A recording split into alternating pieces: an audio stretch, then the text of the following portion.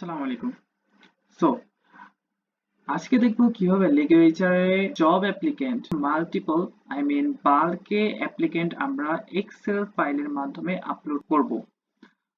তো এটার জন্য যেটা করতে হবে, বাম পাশের সাইড বার থেকে সেটিংস অপশন আছে, এই সেটিংস এ ক্লিক করার পরে এখানে নিচে একটু স্ক্রল করলে এখানে দেখা যাচ্ছে বাল্ক ডেটা ইম্পোর্ট অপশন। এখানে যদি আমি ক্লিক করি, এইখানে একটা ইন্টারফেস ওপেন হচ্ছে, নতুন ইন্টারফেস। এটা হচ্ছে ডেটা ইম্পোর্টের জন্য। তো জব অ্যাপ্লিকেন্ট আমরা বাল্কে আপলোড করার জন্য এখানে অ্যাড ডেটা ইম্পোর্ট অপশনে ক্লিক করব। ক্লিক করার পরে এখানে ডক টাইপ, আমরা যেটাকে বলতেছি হচ্ছে ডকুমেন্ট টাইপ, এখানে আমরা লিখবো হচ্ছে জব অ্যাপ্লিকেন্ট। এটা সিলেক্ট করার পরে আমরা এখানে ইম্পোর্ট টাইপ দুই ধরনের হয়, একটা হচ্ছে ইনসার্ট নিউ রেকর্ডস আর একটা হচ্ছে update existing records. Insert new records হচ্ছে আপনার যদি নতুন কোনো ডেটা আপনি ইম্পোর্ট করতে চান সেক্ষেত্রে হচ্ছে ইনসার্ট নিউ রেকর্ডস আমরা সিলেক্ট করব।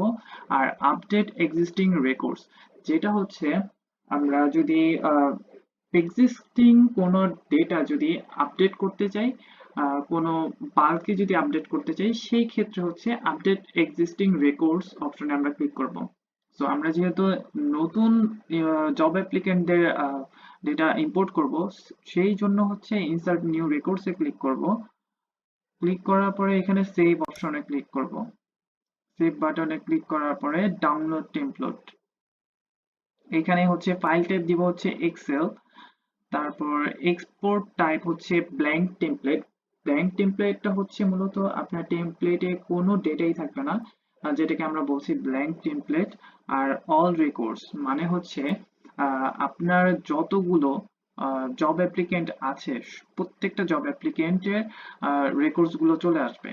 আরেকটা হচ্ছে ফিল্টার্ড রেকর্ডস, এখানে আমরা অ্যাড ফিল্টারের মাধ্যমে আমরা চাইলে ওই ডেটাগুলো এক্সপোর্ট করতে পারি। ঠিক আছে? তো এইটার আমরা যেহেতু এখন নতুন ডেটা ইম্পোর্ট করব, সো আমরা বাল্ক টেমপ্লেটে ক্লিক করে এখানে ডেটাগুলো ইম্পোর্ট করব। সো এটা হচ্ছে জব অ্যাপ্লিকেন্ট ডক টাইপের ফিল্ড। সো এখানে ID, email address, applicant name, ID আমার দরকার নেই, applicant name, applicant phone number, then হচ্ছে কান্ট্রির দরকার আছে, ইউনিট, লোকেশন, ডেজিগনেশন, দেন হচ্ছে অ্যাড্রেস, ডিপার্টমেন্ট, এগুলো দরকার।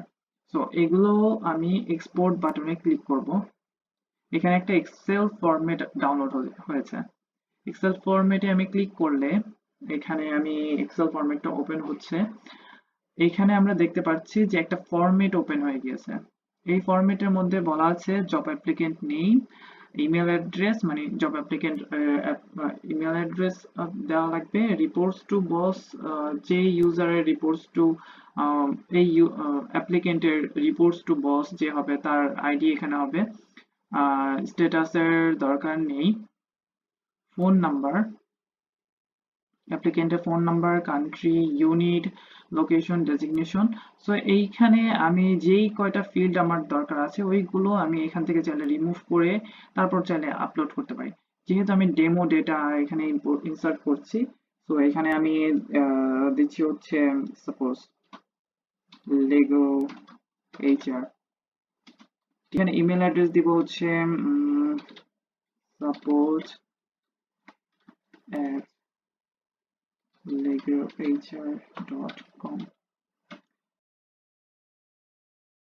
আমি দেই 01920955955। হ্যাঁ, তো এটা আমি সেভ দিব। সেভ দেওয়ার পরে আমি এখানে অ্যাটাচ ফাইল, ইম্পোর্ট ফাইলের অপশনে অ্যাটাচ ফাইল ক্লিক করব। তারপর মাই ডিভাইসে যাব।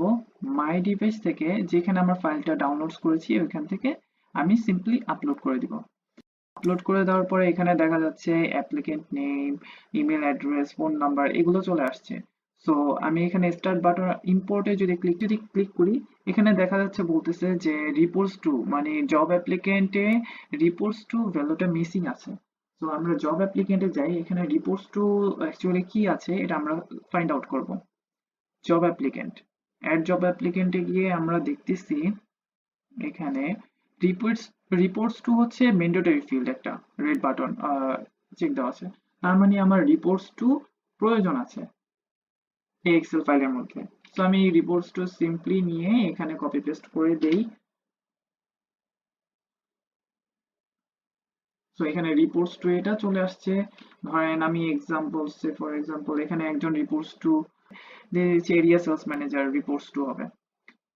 ঠিক আছে, তো এইটা আমি কপি করি।